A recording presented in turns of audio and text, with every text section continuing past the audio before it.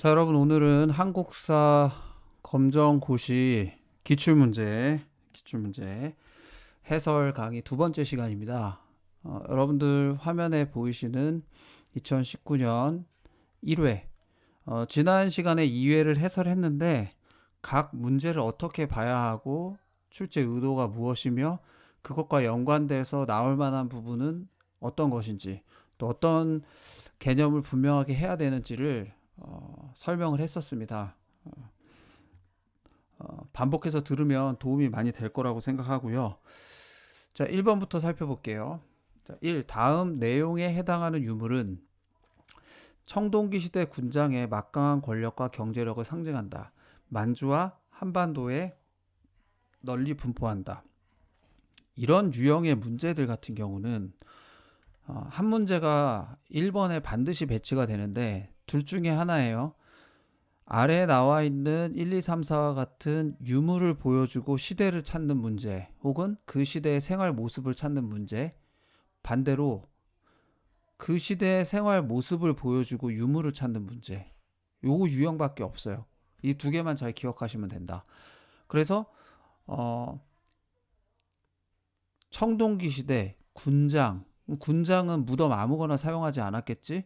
남들에게 과시할 수 있는 무덤, 많은 사람의 노동력이 필요한 무덤, 그게 바로 고인돌이죠.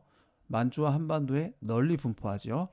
그래서 청동기 시대를 대표하는 유물 중에 하나 꼭 기억할 것은 고인돌 기억하시면 되고요. 거슬러 올라가 봅시다. 청동기 전에가 무슨 시대지? 무슨 시대예요? 절기요. 거슬러 올라갔을 때. 아, 신석기요. 신석기를 대표하는 토기는 빗살무늬. 빗살무늬 토기. 이거 하나는 꼭 기억해 놔야 돼. 거기에서 하나 더 기억한다면 이거야. 가락바퀴. 그리고 구석기는 하나밖에 안 나온다고 그랬어. 그게 뭐예요? 오도끼. 주먹도끼. 이런 것은 돌에서 떼어냈다고 해서 더 큰 범위로는 무슨 석기라고 해? 돌에서 떼어냈다. 무슨 석기? 뗀석기. 뗀석기라고 한다. 그럼 여기 보면 대표적인 유물 다 보여주는 거야. 이 문제는 굉장히 고급진 문제야. 그런 의미에서. 왜? 청동기 보여줬지. 신석기 대표적인 거 보여줬지. 구석기 보여줬지. 이런 식인 거야. 이 중에 유물이 네. 올라가고, 어, 저 렉이 너무 걸려가지고 잠깐 나갔다 다시 들어올게요. 네, 컴퓨터를 껐다 켜야 될 것 같아가지고. 네. 다른 사람들은 잘 들리나요? 네. 네. 그래서 고인돌, 가락바퀴, 주먹도끼, 빗살무늬, 토기는 시대를 대표하는 유물이라면 그 시대의 가장 큰 특징들은 여러분들이 정리를 해 놓으셔야 돼. 구석기 시대 적어도 이동생활, 동굴 막집 거주, 이 정도는 기억해야 되는 거야. 신석기 시대에는 농사를 시작했다는 거, 이 정도는 기억해야 된다는 거야. 그리고 청동기 시대는 계급사회. 그럼 어떤 유형으로 이 문제가 출제되더라도 특징을 찾느냐, 유무를 찾느냐, 이것이 문제로다. 뭐가 문제야? 특징을 찾느냐, 유무를 찾느냐. 그러니까 유물에서 특징을 찾느냐, 특징에서 유무를 찾느냐. 요걸 정리해 놓으면 1번 문제는 어떻게 치고 들어와도 다 맞출 수 있다. 아시겠어요? 자, 2번으로 갑니다. 대화에서 기역에 해당하는 나라는 환웅과 웅녀가 결혼해서 단군 왕검을 낳았어? 그래, 단군 왕검이 뭐를 세웠대? 뭐를 세웠대? 고조선. 우리나라 최초의 국가 고조선이지. 원래 이름은 조선인데 뒷날 그 태조 이성계가 세웠던 조선과 구분짓기 위해서 만든 나라가 또 조선이다 보니까 앞에 고자를 붙인 거야. 이 고자는 오래전이란 뜻이야. 옛 고자거든. 그래서 옛날에 있었던 조선이라고 해서 고조선이라고 부르는 거지. 실제로는 조선이라고 나와. 거기에서. 그래서 그 부분에 어, 그냥 상식적으로 알고 있으면 되고, 동해부여 고구려, 이거는 전혀 상관이 없는 거죠. 상식적인 문제다. 최초의 국가가 고조선인 것을 알고 있는지를 물어본 문제다. 다음 문제 3번. 다음에서 설명하는 것은 사만의 천군이 다스리는 신성 지역이다. 다른 지역에서 도망하여 온 자는 누구든 돌려보내지 아니하였다. 지난 시간에도 했어요. 자, 연맹 왕국 최초의 국가가 들어서기 전에 최초의 국가가 고조선이 들어섰고 그리고 우리나라에 여러 나라들이 세워지기 시작한다고 했죠. 그 시대를 무슨 왕국이라고 했어? 왕은 등장하지만 연맹한 귀족들이 더 세기 때문에 왕 앞에 연맹이 붙어서 연맹왕국이라고 한다고 했어. 그러면 먼저 기억할 것은 지도의 위치라고 그랬어. 제일 북쪽에는 무슨 나라가? 여기 있네. 무슨 나라가? 부여. 그 다음에는 고구려. 그 밑에는 옥저, 동해, 사만. 근데 조금 쉽게 이해하기 위해서 부여, 고구려 밑에 옥저, 동해, 옥동자 이렇게 외웠다. 지도에서 먼저 여러 나라의 등장에서 각 나라의 위치를 알아야 되고, 그리고 두 번째는 나라별로 중요한 특징들 두세 가지씩 기억하면 3번 유형의 문제는 꼭 나오는데, 이거는 그것만 정리해 놓으면 100% 맞출 수 있는 문제라는 거야. 부여의 특징. 지난 시간에도 선생님 이야기했죠. 가축 이름을 딴 관직 이름, 사출도 다스렸다는 거. 그리고 12월에 부영고, 영고라고 하는 제천 행사가 있었다는 거 정도 기억하라는 거야. 위치하고 가장 북쪽에 있는 위치, 부영고, 사출도, 마가우가 저가 구가처럼 가축의 이름을 딴 왕. 그 아래 고구려는 독특한 혼인 풍습으로 서옥제 같은 거 있다고 그랬고, 대가 규홍이가 물어봤었는데 대가 고추가들이 모여서 모든 귀족들이 모여서 하는 회의, 제가회의라고 하는 게 있었다고 했고, 10월에는 동명성왕이라고 하는 주몽, 동명성왕에게 제사를 지내는 제천 행사가 동맹이라고 하는 게 있었고, 그리고 옥저에는 민며느리제, 가족 공동묘, 동해에는 무천, 책화, 그리고 사만에는 소도, 천군이 다스리는 곳과 다스리는 곳 소도와 제사장이 다스리는 곳이 나눠져 있었다. 정도를 여러분들이 한두 가지 특징을 정확히 기억해도 충분히 풀 수 있는 문제라는 거야. 알겠지? 자, 그러면 1번 담노는 이거 어느 시대 때 등장하냐? 요거 삼국시대 때 어느 왕 때니? 22담로 백제의 무령왕. 무령왕 22담로, 자기 친족에게 지방을 다스리게 했던 거. 소경은 작은 서울이라는 뜻이잖아. 이 오소경을 설치했던 왕은 뉴스페이퍼 킹, 통일신라 시대 때. 신문왕. 그렇지, 신문왕. 그다음에 소도, 이게 정답인 거야, 그치? 사만이 천군이 다스리는 신성지역 소도. 사출도는 길이 네 방향으로 나 있는 곳, 교통이 편리한 지역이라는 거지. 오늘날로 치면 땅값이 낮은 곳이야, 높은 곳이야? 높은 곳이겠지. 높은 곳. 여기를 아무나 다스리겠어? 아니지. 부여에서 가축의 이름을 딴 관직들, 주요한 귀족들, 마가, 우가, 저가, 구가들이 다스리는 곳이 사출도다. 이건 부여하고 관련된 거라는 거야. 알겠지? 자, 이런 유형의 문제는 먼저 여러 나라의 등장에서 나라의 위치를 기억해라. 두 번째, 각 나라에 해당하는 특징 두세 가지를 확실하게 정리한다. 이해되셨어요? 이번에 또 나옵니다. 23일 날. 다음 4번. 6세기 상황을 나타낸 지도이다. 이 시기에 대한 설명으로 옳은 것은, 보니까 신라의 영토가 한반도에서 가장 크네요. 그럼 신라의 전성기라는 것을 짐작할 수 있겠죠. 그러면 1, 2, 3, 4번 중에 신라의 전성기를 다스렸던 왕은 진흥왕. 진흥왕이죠. 진흥왕. 각 나라의 전성기 때는 다 한강 유역을 차지했었습니다. 그러니까 여기서는 뒷부분보다 일단 왕을 알고 있는지를 묻는 거야. 광개토 대왕이 요동 장악했을 때는 여기 북쪽으로 크게 영토가 확장되었을 것이고요. 또 소스림 왕의 율령 반포는 광개토 대왕 바로 전에 광개토 대왕이 전성기를 맞이할 수 있도록 준비한 왕이라고 할 수 있습니다. 이것뿐만 아니라 율령, 태학, 불교 이 3종 세트는 다 소수림 왕의 업적인 거야.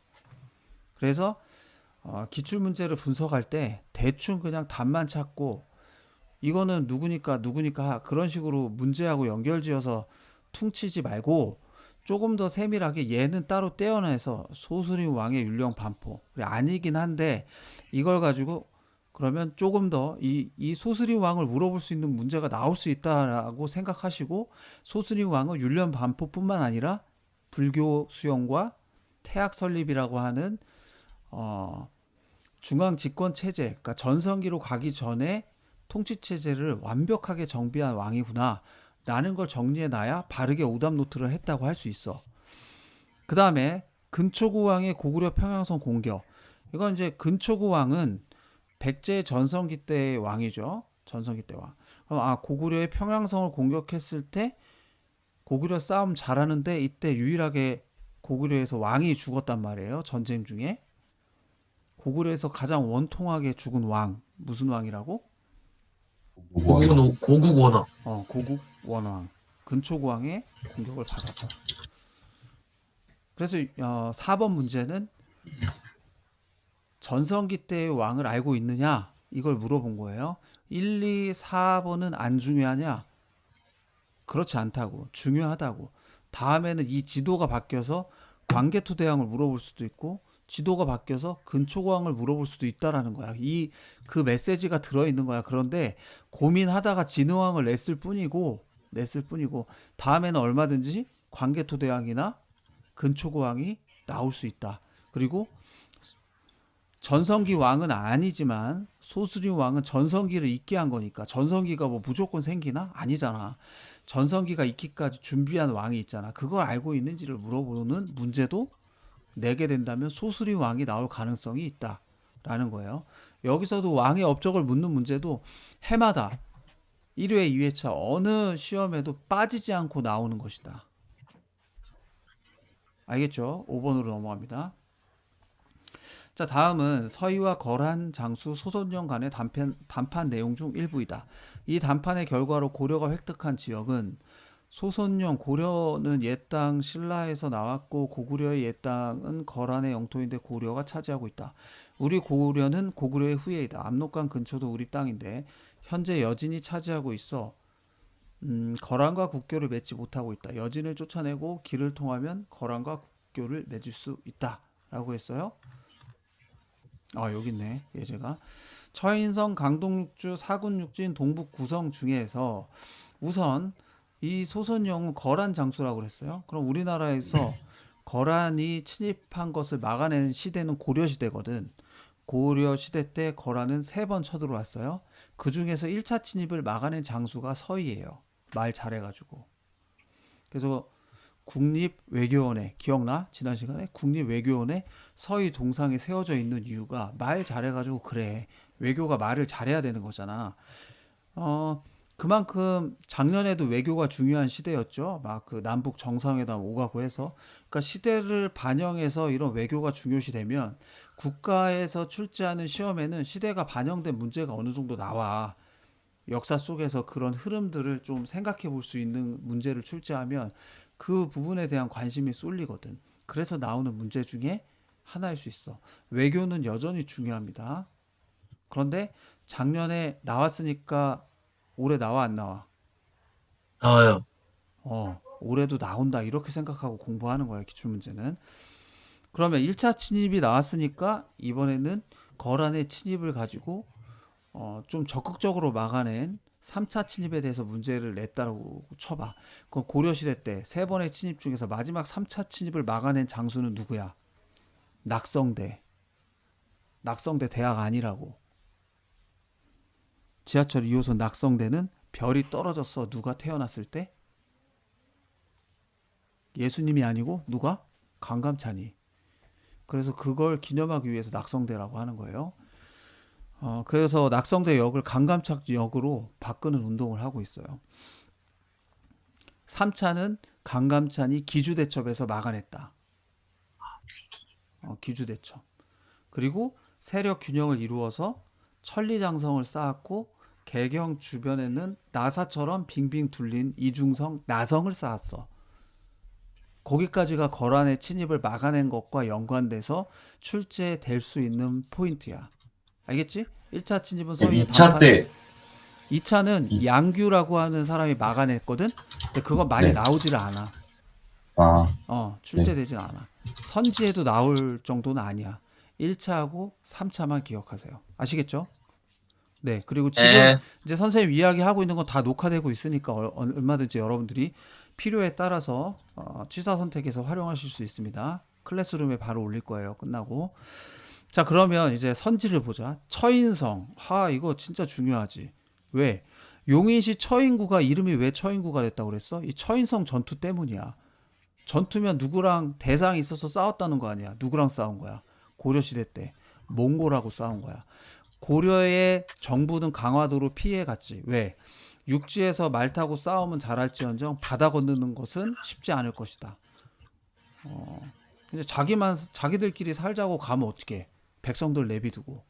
근데 이때부터 우리 현명한 일반 민중들은 나라를 지키고자 했고 처인성 같은 경우는 김윤후라고 하는 윤수랑 어떤 관계가 있는지 모르겠는데 이름이 두 글자 비슷해. 김윤후 이 사람이 화살을 쏴가지고 몽골의 적장 살레탑의 눈가를 꿰뚫어 갖고 죽여버려요. 사기를 확 꺾어버렸다고. 그래서 정부가 부재한 상태에서 백성들이 지켜놨어. 얼마나 대단한 거야. 그래서 용인시가 처인구가 생기게 된 거예요. 지명이. 그래서 처인성 전투는 몽골과의 전투, 고려시대 때 몽골의 침입이 있었을 때 민중들이 자발적으로 몽골의 항쟁을 이끌어서 승리를 거둔 지역이다. 그러니까 중요하지. 패배했으면 뭐 별로 안 중요할 수도 있는데 이겼다니까. 그것도 적장을 몽골이면 전 세계를 제패한 나라의 적장을 한 방에 보내버렸다고. 대단한 거지. 자, 강동육주는 1차 침입을 막아내면서 단판 외교의 결과물이에요. 결과.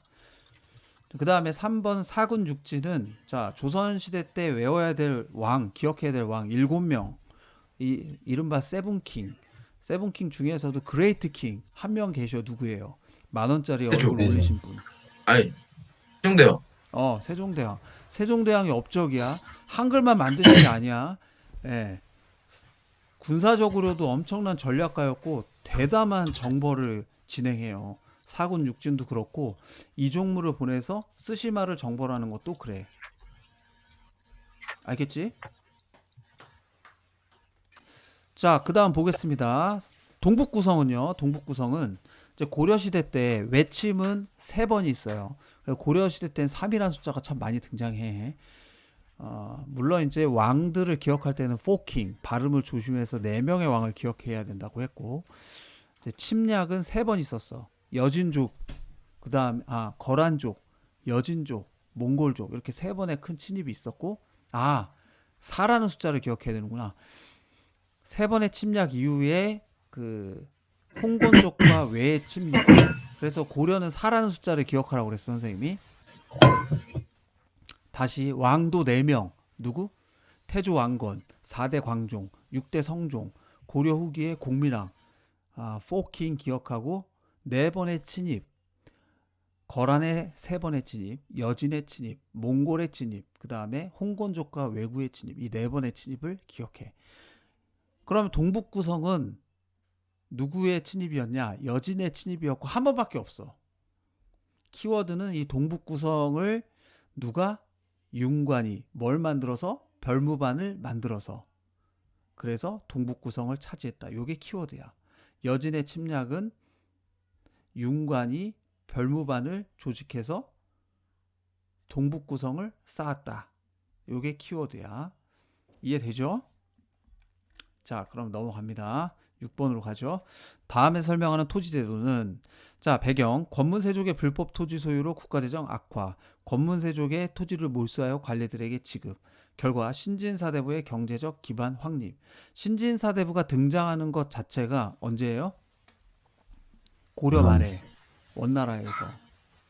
들여온 성리학을 공부하고, 그지? 그다음에 공민왕이 신진사대부를 등용하면서 권문세족들의 어떤 그 비리라든지 이런 부분들을 비판하면서 등장하기 시작해요. 그들이 신진사대부가 신흥 무인 세력이지, 왜구라든지 이런 홍건족의 침입을 막아내면서 최영하고 이성계가 떠올랐는데, 역사의 라이벌이었던 최영하고 이성계 중에서 최영은 낙오되고 이성계가 이 신진사대부와 함께 나라를 세우죠. 나라를 세우기 전에, 그 나라가 조선인데, 세우기 전에 나라를 세우는데 그냥 뭐 세워라 하면 세워지는 게 아니야. 나라는 돈이 많이 필요해. 그럼 경제적 기반이 필요할 거 아니에요. 그래서 조선을 세우기 전에 과전법이라는 것을 먼저 시행합니다. 이건 외울 수밖에 없어. 어떤 방법이 없는 거야. 그래서 토지 제도하고 관련돼 갖고 조선시대 때는 과전법이 있고요. 고려시대 때는 전시과가 있습니다. 전시과가. 조선시대 때는 과전법. 그래서 관리들에게 토지를 주는 거죠. 그런데 소유권을 주는 게 아니라 그 토지에서 나온 것에 곡식을 거두어 갈 수 있는 수조권을 준 것이다.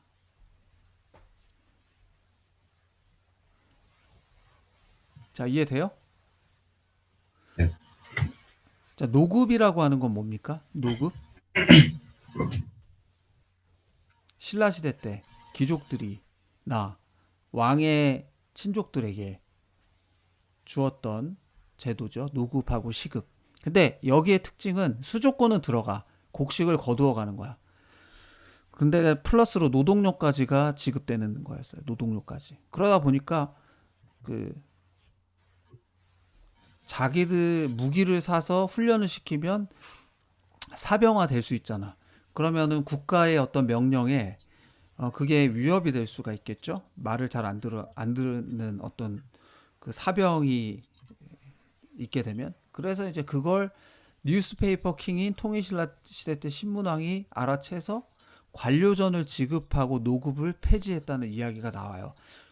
그러니까 선생님이 통일신라 시대 하면 그냥 주구장창 통일신라 시대 중반에는 뉴스페이퍼 킹, 신문왕 왕권 강화를 노래를 불렀는데, 그걸 기억한 사람은 신문왕의 업적 중에, 경제 업적 중에 가장 대표적인 게 관료전을 지급하고 노급을 폐지했다는 거거든. 거기까지 좀 생각이 나야 돼. 신문왕의 업적은 반드시 기억하셔야 됩니다. 신문왕 통일신라 시대 때. 그 다음 정전은요, 통일신라 시대 때 성덕왕이라고 하는 왕 때 일반 백성들에게 준 땅이에요. 땅. 백성들에게 토지를 줬으니까 오늘날로 치면은 뭐 복지제도 정도에 해당되는 것이니까 의미가 있겠죠. 근데 이거 자체를 물어보는 문제는 많이 나오지는 않아요. 선지에 등장했기 때문에 선생님이 한번 해설하고요. 역분전은 토지 왕건의 정책이죠. 고려를 개국할 때 거기에 도움을 줬던 신하들에게 역할에 따라서 줬던 토지제도. 근데 이게 누가 역할이 많았느냐지는 왕건이 결정해. 그러다 보니까 좀 주관성이 강해. 그래서 역분전에서 조금 더 발전된 것이 전시과예요. 전시과. 좀 과전법하고 같이 대표적인 고려시대 때 토지로 설명한 것. 전시과는 1등급부터 18등급까지 나눠가지고 등급에 맞게 토지, 땅과 땔감, 나무 땔감도 요긴하게 쓸 수 있거든. 그걸 준 거예요. 그러니까 오늘날로 치면 공무원들에게 월급을 토지에서 나오는 곡식과 산에서 있는 장작. 그때 당시는 보일러가 없잖아. 다 나무로 그 난방이나 이런 걸 다 나무로 해야 되기 때문에 그게 좋은 나무는 거래가 됐다고요. 돈처럼. 자, 역분전 하여튼 토지 왕건의 업적이기도 하다. 토지 왕건은 포킹에 들어간다. 그래서 이렇게 정리할 수 있겠습니다. 7번으로 가죠. 혹시 6번에서 질문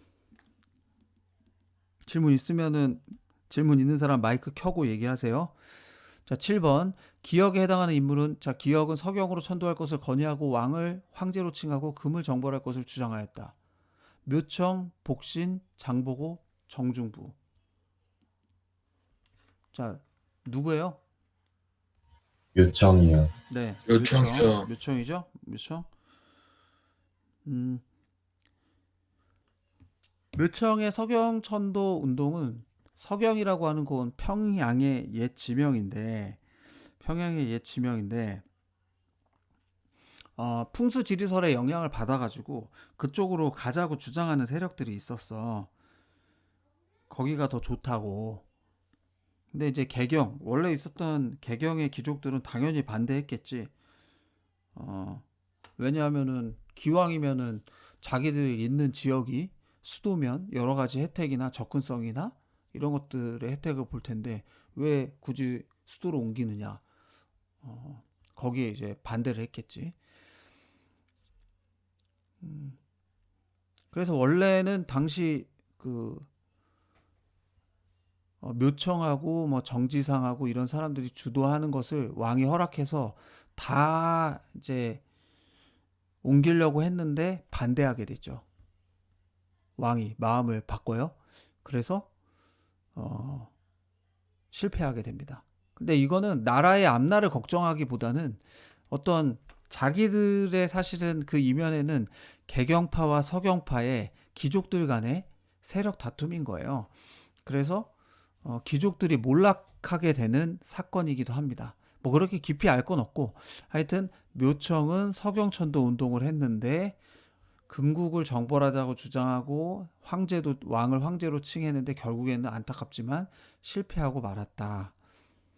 그래서 조선 근대로 와서 역사학자 신채호가 조선 일천연례 대사건이라고 평가를 내리기도 했습니다. 이 사건이. 자, 복신은요. 백제 부흥운동, 복신 도침, 백제 부흥운동. 네, 백제가 망했을 때 그러니까 나라를 다시 일으켜보자고 운동했는데 뭐 자영업 하다가 가게 하나 망한 것도 세우기가 어려운데 국가 망한 걸 다시 일으킨다는 게 쉽겠어요? 실패하죠. 그게 백제 부흥운동이에요. 그래서 결정적으로 실패하게 된 거는 백강 전투에서 패배했는데 백강이라고 하는 데가 금강이거든요. 그 전투에서 패배하면서 무너지게 되죠. 복신 도침이 부여 왕자 풍을 추대해가지고 백제를 다시 일으켜 보겠다. 근데 한번 나라는 쉽게 일어나기 어렵다. 자, 장보고 어디에서 장보고 갔다고? 지난 시간 수업 잘 들었나 보자. 규홍아, 은혜야, 어디에서 장보고 집에 갔다고? 장보고가 청해진에서 장보. 그 얘기 기억나? 어제? 지난주냐?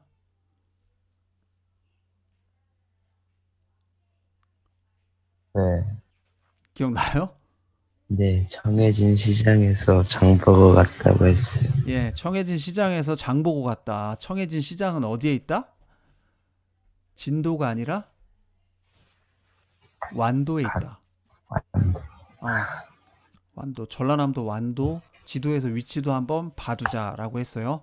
정중부, 무신 고려시대 때 카레 시대를 열었던 장군이 정중부입니다. 정중부. 자, 8번으로 갑니다. 기역과 니은에 해당하는 것은 조선시대 사림은 여러 차례의 사화로 많은 피해를 입었음에도 지방의 교육기관과 자치규약을 바탕으로 꾸준히 세력을 키워나갔다. 이거 이제 조선시대 때 선생님이 흐름을 잡을 때 여러 차례의 사화로 피해를 입었죠. 사림이. 무오사화, 갑자사화, 을사사화, 기묘사화, 을사사화. 그러니까 사화가 사림, 그 사자에다가 화는 재앙화자야. 사림이 재앙을 한 번이 아니라 4번이 받았어. 그러면은 정치계에서 없어져야 되는데 사림이 정계의 주도권을 장악하더라. 뭐하고 뭐 때문에? 교육기관, 서원. 서원은 어떤 역할을 했는데 바로 사림들이 교육할 수 있는 교육기관인 거야. 그러니까 위에서 선배들이 죽어 나가더라도 서원에서 교육받은 후배들이 다시 채워지기 때문에 재양성할 수 있는 시스템을 갖췄다는 거죠. 시스템적으로 서원이. 향약은 일종의 여론인 거예요. 향촌 자치 규약이 여론을 주도하는 세력이 사림이었다는 거예요. 그러니까 지금으로 치면 여론을 잡고 있고 계속적으로 후배들을 양성할 수 있는 시스템을 갖추고 있어. 당연히 정치의 승리자가 될 수밖에 없지. 그걸 기억하세요. 교육기관 서원, 향약. 그래서 사림은 4번의 사화에도 불구하고 이 두 가지 때문에 정계의 주도권을 선조 때부터는 정계의 주도권을 잡고 그때 이 사림들이 이제 자 우리끼리 정치 잘해봅시다 하고 당을 만들었는데 그 당이 동인, 서인 이렇게 나눠지게 된 거예요. 자, 조선시대에 관련한 문제가 나오면 다시 한번 설명드리겠습니다. 자, 9번 문제로 넘어갈게요. 다음에 설명하는 예술품은 흰 바탕에 푸른 색깔로 그림을 그려 넣었다. 조선 후기에 문방구와 생활용품 등으로 많이 제작되었다. 여기에 이제 해당하는 거예요. 분청사기, 나전칠기, 상감청자, 청화백자. 자, 이제 고려시대 때 하면 청자잖아요. 고려청자. 조선시대 때 오면 백자거든요. 백자. 근데 백자가 생기기 전에 조선 초기에는 아직 청자의 색깔이 완전히 탈피되지 않은 분청사기 같은 것이 생겨요. 이게 조선 초기고요. 그리고 조선 중기 때 선비를 상징하는 흰 옷을 많이 입었잖아, 선비들이. 백자가 아주 도자기의 그 백자, 선비를 상징하는 백자가 유행해요. 그러다가 후기로 가면 백자가 바탕이 돼서 거기에다가 청색을 좀 입혀보면 어떨까 해서 생긴 게 무슨 백자? 청화백자. 잘 정리해 다시. 고려시대 때 대표적인 게 청자고 조선시대 때는 선비를 상징하는 백자인데 청자에서 백자 사이에 아직 청자의 그게 남아있는 분청사기라고 하는 청자가 들어갔잖아요. 분청사기라고 하는 게 있었다. 그리고 백자가 등장한다. 근데 조선 후기로 가면서 이 백자에다가도 무늬를 좀 넣어보면 어떨까 하고 생긴 게 청화백자라고. 그러니까 청화백자가 일종의 백자의 업그레이드 버전이야. 보통은 업그레이드 버전이 나중에 나오잖아. 그러니까 백자가 먼저고 청화백자가 업그레이드 된 백자이기 때문에 나중에 등장한다고 그렇게 기억해야 돼. 알겠지? 청자가 들어가면 고려 청자하고 헷갈려가지고 이게 고려 가까운 시기에 있었나? 아니면은 나중에 있었나 헷갈린다고. 그걸 정확히 정리할 수 있는 거 알려줄게. 조선 중기 때는 백자의 업그레이드가 뭐가 더 얹어진 거기 때문에 청색이 무늬가 들어간 청화백자는 업그레이드 버전이라는 거예요. 그걸 기억하세요. 상감청자는요. 고려시대 때도요. 청자가 좀 나눠집니다. 처음에는 순수 청자였다가 11세기 중반부터 상감법이라고 하는 게 등장해요. 상감법은 파고 메꾸는 거예요. 도자기 표면을 파고 백토나 흑토로 메꾸고 유약을 발라가지고 구원해. 가마에서. 그것이 상감청자야. 그러니까 순수 청자가 먼저 나왔고 거기에 이것도 청자가 업그레이드 된 거잖아요. 방식이. 그러니까 이건 고려시대 때 청자가 조금 더 기술이 발전하면서 나온 도자기가 상감청자라고 하는 거예요. 기억하시면 되고요. 그다음에 나전칠기는 그 장롱 있잖아. 검은색 장롱에 조개 같은 걸로 해가지고 만드는 건데 조개 같은 걸 해서 만드는 건데 고려시대 때 나전칠기가 유행했다 라는 것들을 좀 기억하시면 될 것 같습니다. 자, 그러면 다음 문제로 가보겠습니다. 10번이에요. 다음 실학자들이 주장한 사회개혁의 공통점. 유형의연의 균전론, 이익의 한전론, 정약용의 여전론. 전자가 들어가는 건 한자로 창문. 그 창문으로 생긴 게 밭전자거든요. 밭전자. 그러니까 밭전자가 들어가는 건 토지하고 관련된 거야. 다 이게 한전론, 균전론, 여전론이 다 토지하고 관련된 개혁이에요. 농업 중심의 실학자들이야. 이 지금 등장한 학자들이. 균전론, 땅을 균등하게 주자. 한전노는 땅을 제한하자. 그러니까 이거는 최소한의 것은 팔지 못하게 제한해야 먹고 살 수 있지 않느냐라는 의미고요. 여전노는 마을 사람들이 공동으로 경작하고 공동으로 역할에 따라서 나누자는 거예요. 약간 사회주의 느낌이 나죠. 공동으로 개인의 하는 게 아니라 공동으로 경작하고 노력에 따라서 나누자라는 게 여전론입니다. 여자가 마을 여자예요. 그러니까 이런 이야기들, 이런 개혁들을 왜 했느냐? 개혁들을 왜 했겠어요? 토지를 어떻게 하면 조금 더 개혁할 수 있을 것인지에 공통점이 있다. 그래서 정답은 2번이 되겠다. 신분제 폐지하고는 전혀 상관이 없고요. 상업활동의 자유하고도 상관이 없고 화폐 사용의 활성화도 전혀 상관이 없습니다. 그래서 실학자들은 크게 두 부류가 나눠지는데 지금 유영원, 이익, 정약용이 농업 중심의 실학자고 그 다음에 박지원이라든지 이런 학자들은 상업 중심의 실학자예요. 홍대용, 박지원 이런 사람들은 거기에서 아마 상업활동의 자유가 나온다고 하면 맞을 수 있겠지만 여기는 실학자들 중에 조선 후기에 등장한 실학자들 중에 농업 관련된 특히 토지제도 개혁과 관련된 학자들이 등장한 것이다. 정답은 2번이다. 자, 11번. 자, 질문. 없으면 넘어갑니다. 11번. 다음 문서의 발급으로 인해 증가된 조선의 신분계층.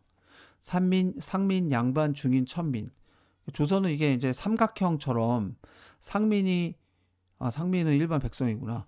양반, 중인, 상민, 천민 이렇게 나눠지게 되는데 양반이 적었고요. 그 다음에 중인, 그 다음에 상민은 일반 백성이에요. 그리고 천민, 노비들이죠. 가장 많이 포함된. 자, 그럼 다음 문서의 발급으로 인해 증가된 조선의 신분 계층은 누굽니까? 여러분들이 조선시대 때 신분으로 올라가려면 어디로 가겠어? 천민 갈 리는 없지. 중인 갈 리도 없지. 기왕이면 가장 높은 계층으로 가겠지. 왜? 양반으로 올라가야 좀 그 시대의 지배층 혹은 그 시대의 좀 명망가로 인정받을 수 있잖아요. 공명첩이라고 하는 것은 합법적인 방법으로 신분 세탁을 할 수 있어요.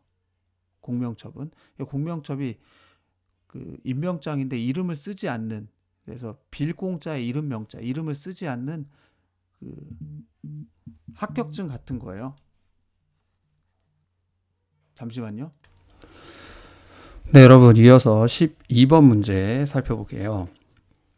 다음에서 설명하는 지도는 김종호가 제작하였다. 주요 시설물 표시의 기호를 사용하였다. 도로는 심리마다 점을 찍어 표시하였다. 네, 뭐 대표적인 지도 하면 김정호 하면 떠오르는 게 대동요 지도잖아요. 대동요 지도 같은 경우에 실제로 그 크기를 축척이라고 하는 것 이용한 것, 그 지도의 범례라는 것을 이용했던 것, 이런 것들을 활용해서 했다는 거고요. 택리지는 지도가 아니고 뭐예요? 지리서입니다. 지리서. 그래서 택리지하고 위에 네모박스 안에 설명은 연관성이 없다고 할 수 있겠습니다. 자, 그리고 이제 팔도도 같은 경우도 이제 지도인데 이것은 조선 후기 지도가 아니고 조선 초기 때 제작된 지도예요. 예. 그래서 그 지도의 차이를 여러분들이 헷갈리지 마시고요. 그 다음에 이제 동국 지도도 마찬가지입니다. 동국 지도도 조선 초기 때 지도입니다. 네. 동국 지도는 조선 후기 때 지도입니다. 택리지도 조선 후기 때 지리지고요. 그리고 대동여 지도도 조선 후기 때 지도입니다. 그래서 팔도도는 조선 전기 때 지도고요. 택리지하고 동국지도, 대동여지도는 조선 후기인데 지도 중에서도 지금 네모박스에서 설명하는 지도는 대동여지도가 되겠고요. 동국지도는 그냥 알아만 두세요. 동국지도는 백리척을 사용했다. 백리척. 척이 이제 단위잖아요. 그거를 사용해서 할 수 있는 거죠. 네, 13번으로 가보겠습니다. 다음 강화도 조약의 내용에 대한 설명으로 옳은 것은 강화도 조약은 1876년에 우리나라가 서양과 동양을 통틀어서 최초의 근대적 조약이라는 의미가 있는데 반면에 불평등한 조약이죠. 주권 침해적 요소가 있는데요. 조약의 내용들을 좀 볼게요. 제1관 조선 자주국이며 일본과 똑같은 권리를 갖는다. 그래서 얼핏 보면은 뭐 일본하고 동일하겠네 이렇게 볼 수 있지만 아니라는 거죠. 왜? 일본은 청나라의 간섭을 배제하기 위해서 우리나라하고 동등하다는 이야기를 한 거고요. 제10관 일본국 인민이 조선국이 지정한 항구에서 죄를 범하였을 경우 모두 일본국에 돌려보내 심리하여 판결한다. 이른바 치외법권입니다. 로마에 가면 로마법을 따라야 되잖아요. 근데 10관에 보면 일본에 가서 데리고 가서 재판한다는 거예요. 재판 제대로 되겠나요? 봐주기식 재판을 하거나 뭐 풀어주거나 그래도 어떻게 우리가 하소연할 방법이 없잖아요. 자, 1. 세도 정치의 원인이 되었다. 강화도 조약이 세도 정치의 원인이 된 건 아니에요. 척합이 건립의 배경이 되었다. 이것도 이제 건립을 하고 나서 개항이 됐기 때문에 건립의 배경이 된 것은 아니고요. 오히려 척합이 건립의 배경이 된 것은 신미양요라고 강화도에서 미국하고 우리나라하고 싸웠던 적이 있습니다. 그 전쟁 이후로 흥선대원군이 명령을 내려가지고 화평하자고 주장하는 것은 나라를 파는 것이다 라는 이야기를 했죠. 자, 금남정권 폐지의 계기가 되었다. 금남정권 폐지의 계기가 되었다. 금남정권을 폐지한 것은 이게 정조 때 재상 체제공의 건의를 받아들여서 폐지를 하거든요. 그러니까 여기 보면은 이제 이게 한 글자 띄고 두 글자 띄고 권이에요. 그러니까 금은 금지한다. 난전은 난전을. 보통 정부에 세금을 내는 가게가 시전이고요. 난전은 세금을 내지 않는 개인의 어떤 사적인 가게들을 여기저기 막 세웠기 때문에 난립한다라는 의미의 난전이라고 썼고요. 권은 이제 권리죠. 그래서 난전을 금하는 권리를 뭐한다? 폐지한다. 그러니까 훨씬 더 자유로운 상업 활동이 가능하게 됐겠죠. 그래서 어떻게 보면 이건 조선 정조의 업적이 되기도 하는 거예요. 조선의 세븐킹 기억하시고 후기에는 영조 정조의 업적을 기억하여라. 이번에도 꼭 나올 수 있다. 치외법권이 포함된 불평등 조약이었다. 네, 이 부분이 정확하죠. 4번이 답이네요. 그래서 강화도 조약은 일단 불평등했다. 그리고 치외법권과 같은 것은 주권을 침해하는 요소라는 것을 여러분들이 염두하시고 보시면 되겠습니다. 14번으로 갈게요. 다음 내용을 배경으로 일어난 사건은 개화정책을 추진하면서 신식군대인 별기군을 창설했다. 신식군인에 비해 열악한 대우를 받은 구식군인의 불만이 있었다. 네, 신식군대 별기군에 의해서 구식군인들이 일어났던 것. 지난 시간에도 강의에서 해설 강의 올려져 있어요. 이모군란에 대해서 이야기했어요. 1882년. 그때는 이게 선지로 등장했거든요. 그러니까 1, 2, 3, 4 중에 하나였던 것 같아요. 그런데 지금은 이게 문제, 그 전에는 문제로 나왔어요. 그러니까 문제로 나왔던 게 선지가 될 수 있고 선지에 들어갔던 게 문제가 될 수 있는 거예요. 그러면 이모군란이 답인데 아관파천이나 을미사변이나 정미의병도 얼마든지 문제화 될 수 있다라는 거죠. 자, 아관파천을 정리해 봅시다. 아관파천은 아라사라고 하는 러시아의 옛 국가, 그러니까 러시아 공사관을 아라사라고 하는 아자하고 집관을 따서 아관이라고 불렀어요. 아관으로 파천했다는 것은 러시아 공사관으로 갔다는 거죠. 누가? 고종이. 왜 갔어요? 자기 부인이 죽었잖아요. 1895년 을미사변 때 죽는 걸 봤죠. 궁궐까지 들어와서 자기도 죽을 수 있잖아요. 따라서 그 죽음을 어떻게 하기 위해서 막기 위해서 또 피하기 위해서 러시아 공사관으로 간 걸 아간 파천이라고 합니다. 자, 을미사변은 바로 1895년에 을미사변은 그것이 명성황후가 시해된 사건이고요. 정미의병은 의병의 세 번째 단계, 가장 컸던 단계, 예, 그래서 의병 전쟁에 비유되는 1907년에 있었던 의병입니다. 다음 문제입니다.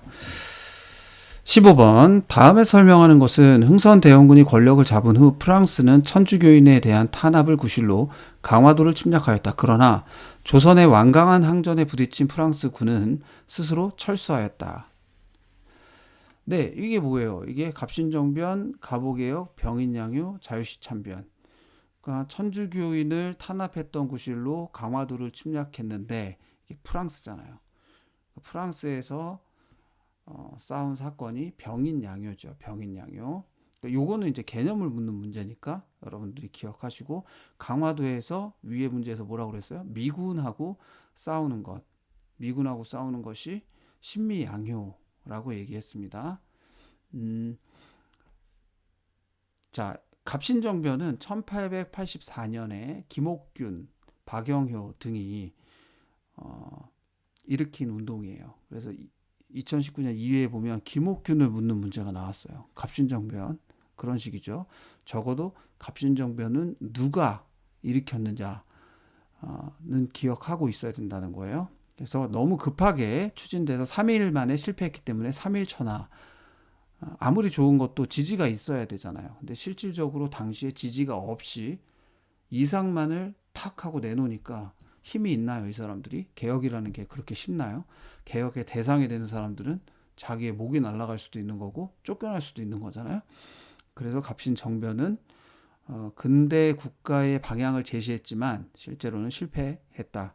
그래서 김옥균, 서강범, 박영효 이런 인물들이 중심이 됐다. 갑오개혁은요, 이제 그 온건 계합파들, 급진 계합파는 실패했잖아요. 10년 후에 1894년에 군국 기무처를 세워서 갑오개혁이라고 하는 것을 시작해요. 군국 기무처. 그래서 갑오개혁이라는 것은 온건 계합파들이 주도한 개혁이고 1차, 2차, 3차에 걸쳐서 진행이 된다. 그리고 갑오 3차 개혁은 을미개혁이라고도 하죠. 해가 바뀌었기 때문에. 그래서 거기에선 단발령이라든지 뭐 태양력 사용이라는 게 있을 수 있겠고요. 갑오개혁의 신분제가 철폐됐죠, 이때. 그래서 여러 가지 개혁들이 있었지만 군사 부분의 개혁은 미약했다는 평가를 받는데, 아무래도 이제 일제의 간섭을 받다 보니까 군사 개혁은 쉽지 않았을 것이다, 이렇게 판단을 내릴 수 있습니다. 4번의 자유시참변이라고 하는 것은, 자유시참변은 이제 그 간도에 있었던 독립운동 세력들이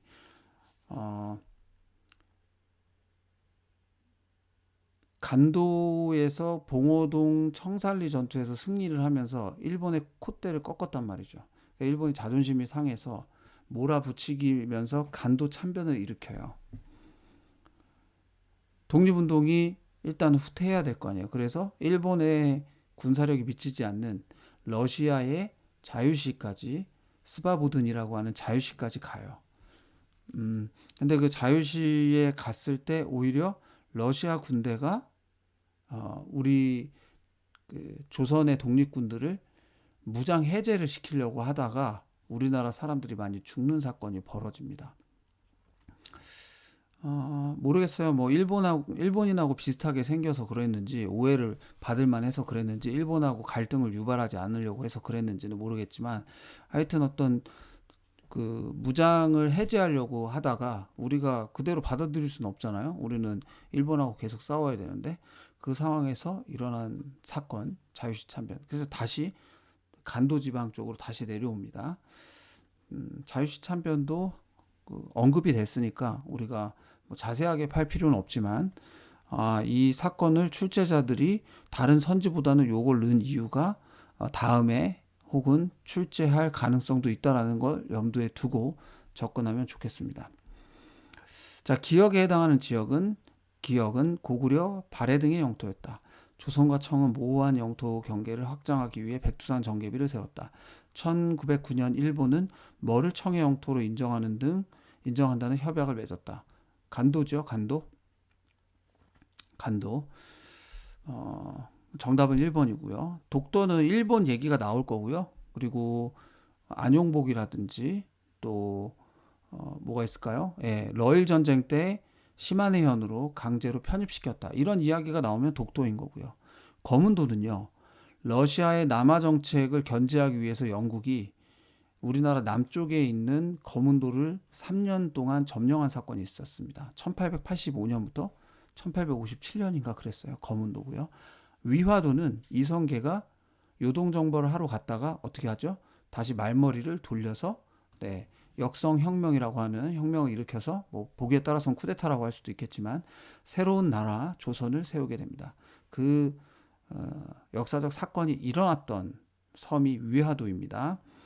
자, 17번이에요. 다음 정책을 시행한 나라는 황제권을 강화하는 대한국 국제재정, 구본 신참을 기본 방향으로 하는 광무개혁 추진, 토지 소유권을 인정하는 직계 발급. 네, 이게 이제 다 대한국제, 대한제국. 거의 뭐 보기에서 이 박스 안에서 답을 좀 제시해 준 게 아닌가 싶기도 한데요. 대한제국의 특징이 이제 오늘날은 대한민국이잖아요. 국가의 주권은 국민에게 있다. 헌법이 제시하고 있죠. 근데 이때는 대한국 국제가 헌법인데 여기에는 만세 불변의 어떤 황제의 권리를 공고히 한다. 이런 문장이 있어요. 그러니까 오늘날하고는 반대죠. 다수의 국민이 아니라 한 명의 황제에게. 황제의 나라나 마찬가지예요. 대한제국은. 그런 거고 여기에서 이제 광무개혁이라고 하는 개혁을 추진했는데 옛것을 근본으로 새것을 바꿔간다. 다 바꾼다는 게 아니에요. 정신은 그대로 두고 겉모습 어떤 기술적인 부분만 좀 받아들이겠다 이런 거예요. 토지 소유권을 인정하는 직계 발급, 양전 사업이거든요. 이 직계 발급을 했던 사업 자체가 그래서 이 부분은 중요한 게 이제 개혁이 성공하는 게 일제 간섭 때문에 쉽지 않았는데 대한제국의 개혁은 성공해요. 성과를 냈단 말이에요. 그런 측면에서 대한제국을 좀 부각시키고 싶어하는 출제자들은 우리나라의 역사에 자랑스러운 면도 있었다라는 것을 일제 강점기 전에 이런 대한제국의 문제들을 출제하는 것 같기도 합니다. 고려는 4라는 숫자, 포킹, 4번의 침략 어떻게 막아냈는지 이런 것들 좀 주목해서 보시고 문화적으로는 고려 청자도 처음에는 순청자, 그 다음에 상강기법 이런 거 나왔다는 것. 그리고 부여는요. 부여, 연맹왕국, 고구려, 부여, 고구려 밑에 옥동자, 옥저동의 사만. 부여는 연맹왕국, 초기 국가의 단계였다. 고구려는 초기 국가의 단계에서 이제 중앙집권 국가로 나가죠. 전성기 때 왕은 광개토대왕. 광개토대왕이 있기 전에 발판을 마련했던 소스림왕. 네. 기억하시면 되겠습니다. 그리고 뭐 장수왕은 광개토대왕의 아들이니까 그 아들 때까지 고구려의 전성기는 이어지더라. 이렇게 보면 될 것 같습니다. 18번 기억에 들어갈 말로 적절한 것은 3.1운동으로 무단 통치의 한계를 느낀 일제가 실시한 통치 정책에는 어떤 것이 있을까요? 일제 강점기는 어떤 관점으로 공부하냐면 어떻게 침략을 받았는가 정치적으로 경제적으로 10년씩 끊어서 그리고 어떻게 우리는 저항을 했는가 독립운동 국내에서 국외에서 10년대는 어떻게 20년대는 어떻게 30년대는 어떻게 이런 식으로 바라보면 될 것 같아요. 먼저 그럼 침략을 어떻게 당했는가. 예, 우리가 원해서 당한 건 아닌 건 분명하잖아요. 강점이라고 하는 것이 강압적으로 뺏어갔다는 거니까. 근데 10년 때는 뺏자마자 한 10년은 그냥 막 경찰 역할도 헌병한테 시키고 직결 처분권을 줘서 뭐 법관의 판단 없이 막 때릴 수도 있게 열어놨단 말이죠. 이때 당시에. 그리고 이런 걸 보면 10년 동안은 무단 통치에 정치적으로는 침략을 당합니다. 아주 무서운 통치의 시대였어요. 그런데 우리나라도 지렁이도 밟으면 꿈틀대지 않습니까? 너무 많이 사람들이 피해를 입으니까 전국에서 들고 일어났죠. 3.1운동. 그래서 이게 누르기만 하면 안 되겠구나 라고 해서 20년대 때는 문화통치, 소위 말해서는 민족을 분열하는 기만 정치를 실시합니다.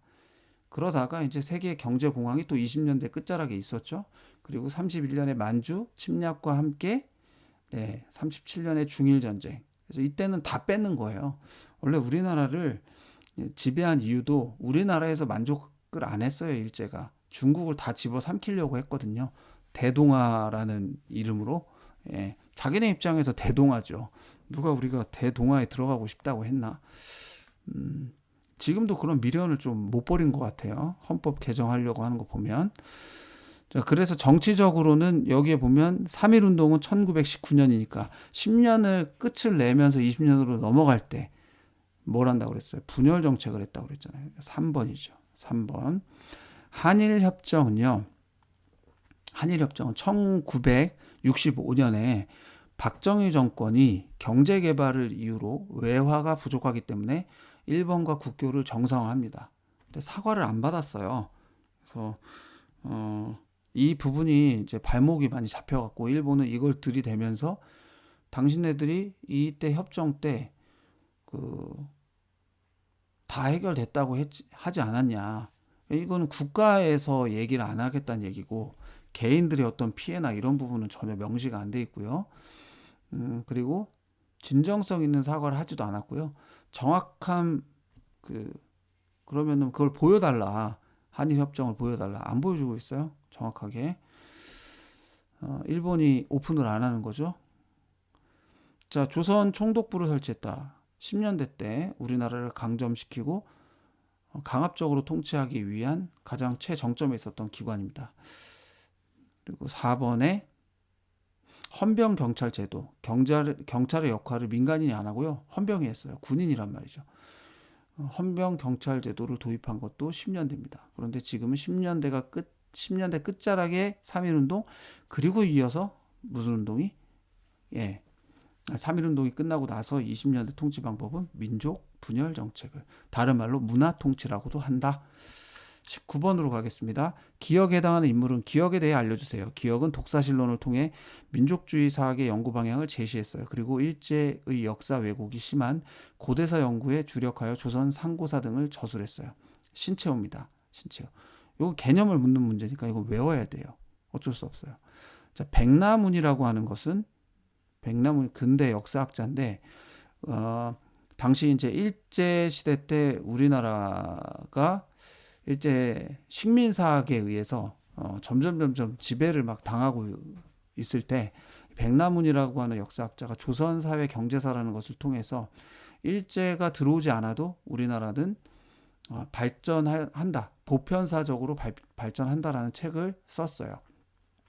그래서 의미가 있습니다. 백나문 조선사회 경제사. 모르겠어요. 이거 나올지도 모르겠습니다.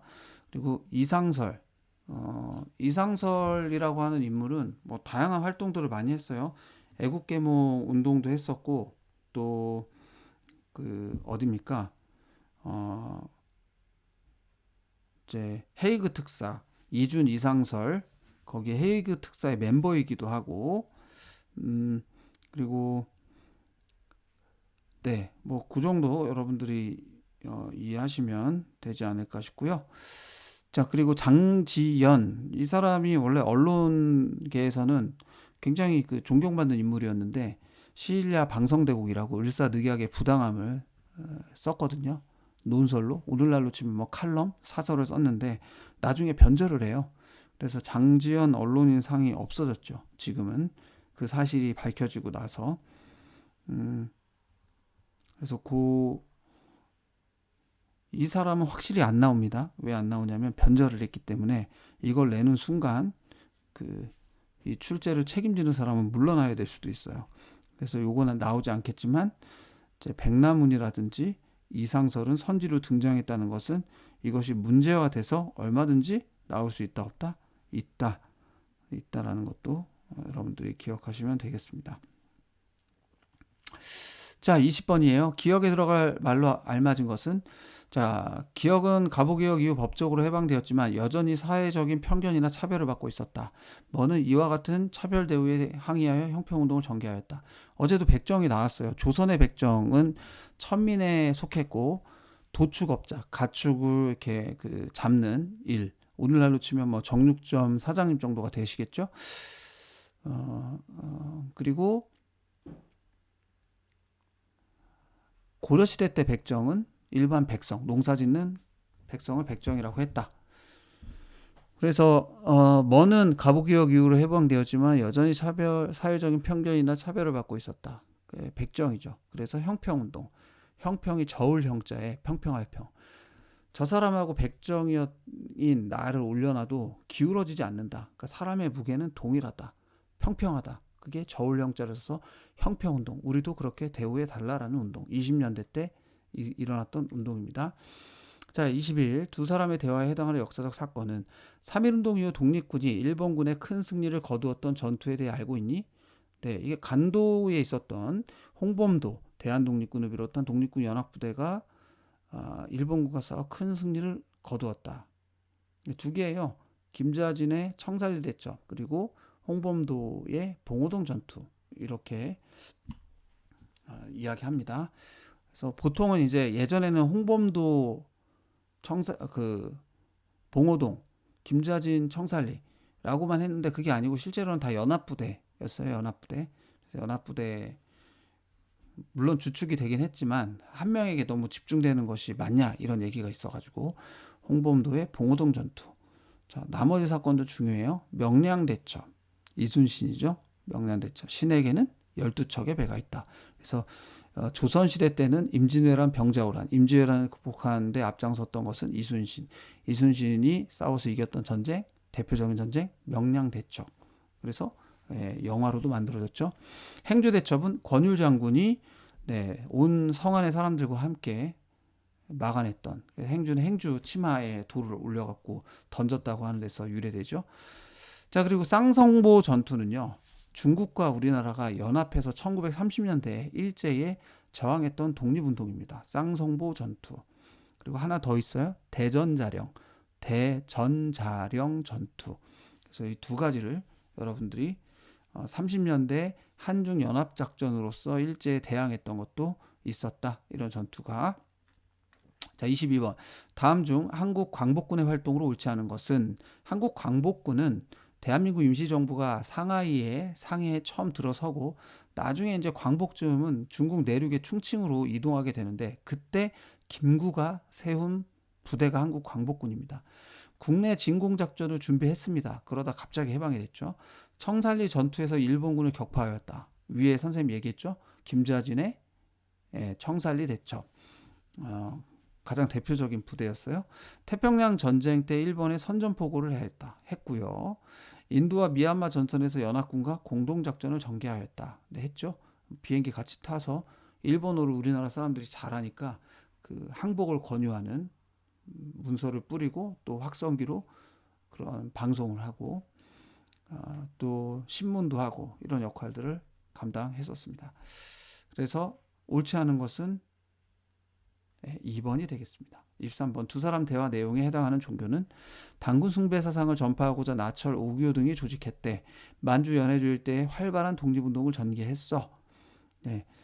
대종교죠. 대종교는 뭐 단군을 숭배하는 건데 나철 5.25 등이 조직해 이게 전부의 교과서 서술을 그대로 다 갖고 왔네요. 대종교. 연해주일 때 활발한 독립운동을 전개했다. 네, 대종교고요. 원불교는 거의 역사 교과서에서는 나오는 건 없는데 뭐 선지로 일단 등장한 것이니까 아마도 종파별로 종교의 문제다 보니까 좀 그 맞추려고 한 게 아닌가 민족 종교 중에서 그런 생각이 들고요. 예, 천도교는 동학의 업그레이드 버전이에요. 동학이 순수하게 이제 우리나라의 유교, 불교, 그다음에 유불선, 도교를 합쳐가지고 좋은 것들을 뽑아낸 거 아니에요? 대표적인 게 사람이 하늘이다, 사람이 하늘이다라는 거고요. 그리고 이 천도교에서 또 독립운동에 앞장서기도 했었습니다. 자, 그리고 천주교는 처음에는 서학이라는 이름으로 우리나라에 받아들여지기 시작했다. 그래서 천주교가 제사를 거부하고 이런 조짐을 보이자 박해를 하죠. 그래서 천주교를 믿는 사람들이 상당히 많이 죽임을 당하기도 했었다. 자, 다음이에요. 4번입니다. 밑줄 친 기억에 해당하는 정부 형태는 4.19 혁명으로 이승만 자유당 정권이 붕괴된 후 새 헌법에 따라 새로운 정부 형태가 만들어졌다.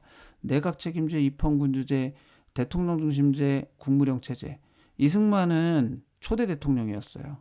그런데 두 번의 개헌을 하거든요. 발췌 개헌과 4.4.5.2 개헌이에요. 발췌 개헌은 대통령을 국회의원이 뽑던 것을 국민의 손으로 직접 뽑자고 한 거고요. 네, 그리고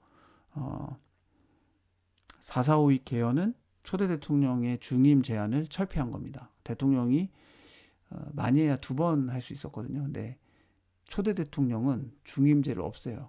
어떻게 한 거예요? 조선왕조 시대처럼 죽을 때까지 해먹겠다는 거예요. 그래서 실제로 그것을 국민들이 어떻게 했습니까? 문제 제기를 하죠. 그런데도 부정선거를 통해서 부통령까지 2기분까지 당선시키려다가 1960년에 물러나게 된 정치적 사건이 4.19 혁명이에요. 현대사에서는 나오는 문제가 세 문제입니다. 세 문제가 돌아가면서 나오는데 4.19 혁명이나 5.18 광주 민주화 운동, 그리고 또 하나는 60 민주 항쟁, 1987 영화가 배경이 됐던. 근데 이 4.19 혁명으로 이승만이 붕괴되면 이 대통령이라고 하는 게 절대 권력이 있으니까 잘하는 사람이 들어서면 문제가 안 되는데 잘 못하는 사람이 들어섰을 때 제왕적인 게 되는 거죠. 그래서 그걸 견제해 주기 위해서 새로운 정부 형태가 뭐가 되냐면 내각 책임제가 들어오게 됩니다. 내각 책임제. 그리고 다시 이제 또 대통령 중심제로 박정희 정부 때 다시 이걸 바꿔요. 근데 이승만 정권은 대통령 중심제였고 이게 문제가 됐기 때문에 그 다음은 내각 책임제로 간다. 입헌군주제는 우리나라에서는 있지 않은 체제고요. 현대에서는 영국이라든지 또는 일본 같은 경우에 여왕이나 천황, 일왕 있죠. 그래서 입헌, 군주가 있지만 법의 지배를 받는다. 그런 의미고요. 대통령 중심제는 대통령을 이제 한 명 국민의 대표로 세우는 거죠. 국무령 체제는 임시정부 때 우리나라의 그 체제인데 대한민국 임시정부는 3.1 운동 이후에 어디에 세워졌죠? 네, 상하이에서 세워지게 되죠. 그래서 대통령이 있었고 또 국무령이 있었고 뭐 이렇게 이어지게 됩니다. 네, 명칭이 대통령에서 대통령을 쓰다가 또 국무령이라는 걸 쓰고 그리고 20년대 후반에는 주석이라고 하는 명칭을 써요. 그래서 김구가 주석이었어요. 주석 임시정부에. 그래서 임시정부 때 대통령을 대통령이라고 불렀다가 국무령으로 바꿨다가 주석으로 바꾼다. 네, 변별력 문제로 뭐 혹시 낼 수 있을까요? 그래서 한번 찾아보고 정리를 여러분이 해 두시는 것도 좋을 것 같습니다. 자, 그 다음 25번 마지막 문제입니다. 다음 설명에 해당하는 것은 냉전 체제가 완화되고 남북 대화가 시작된 후 1972년 남북한이 동시에 발표했다. 자주평화 민족 대단결의 통일 원칙을 제시했다. 동북공정, 햇볕정책, 애치선언, 7.4 남북공동성명. 1972년은 7.4 남북공동성명입니다. 7이 들어가면 72년이에요. 그리고 1991년에는 남북기본합의서라는 게 있어요. 1991년에 유엔에 가입하고 그해 12월에 남북기본합의서. 핵심은 양측의 체제를 인정했다는 거예요. 흡수통일이 통일의 바람직한 방향이 아니라는 걸 확인한 거고요.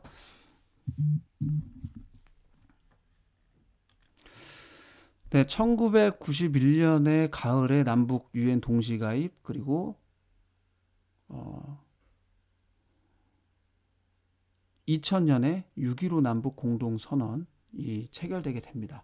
그래서 통일 관련된 문제도 세 문제가 돌아가면서 나오는데 바로 이런 유형. 첫 번째가 70년대 남북 공동 성명. 남북 공동 성명을 내놓고 자주평화 민족 대단결을 선택하는 문제도 여러 차례 나왔었습니다. 그리고 남북 기본 합의서. 그리고 2000년에 김대중, 김정일 국방위원장이 평양에서 6.15 남북 공동 선언을 했죠. 그게 이제 햇볕 정책의 결과로 성사된 게 6.15 남북 공동 선언이라고 할 수 있겠고요. 선언의 핵심 내용은 한 4가지 정도 돼요. 개성공단, 개성공단 설치, 금강산 육로 관광, 경의선 복구, 이산가족 상봉, 이 4가지입니다. 자, 동북공정은 중국에서 고구려사를 우리나라, 그러니까 중국의 나라 역사라고 주장하는 데 앞장서는 그런 단체고요. 동북공정에서 그런 프로젝트를 진행하죠. 에치슨 선언이라고 하는 것은 1950년 1월에 미국 국무장관 에치슨이 미국의 그 동아시아의 방위선을 일본까지만 포함하고 한반도는 제외한다라는 게 핵심이에요. 그래서 김일성이 우리나라를 남침하는데, 그러니까 북에서 남쪽으로 내려와서 침략하는 6.25 전쟁을 일으키는 어떤 국제적 배경이 됐다라고 사람들이 보고 있습니다. 자, 이렇게 해서 25번까지 풀어봤습니다. 여러분들 다시 한번 강조합니다. 기출문제 우습게 보시면 안 되고요. 기출문제를 꼼꼼히 보셔야 검정고시 한국사 100점 도달할 수 있습니다. 고생 많이 하셨고요. 다음 시간에 뵙도록 하겠습니다. 감사합니다.